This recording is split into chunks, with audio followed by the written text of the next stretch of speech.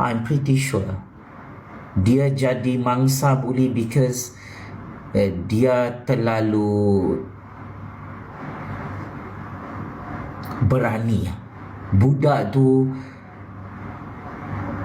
arwah tu sangat berani.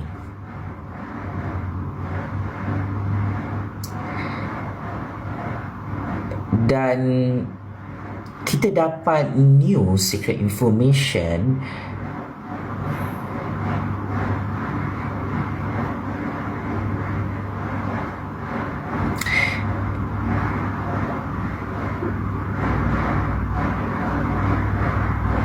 rupa-rupanya memang arwah Zara lah yang paling cantik dalam asrama tu. We receive secret information. Kita tahu beberapa profiling pelajar-pelajar lain. Memang arwah Zara lah yang paling cantik dalam asrama tu. So no wonder dia pernah menjadi mangsa gangguan seksual.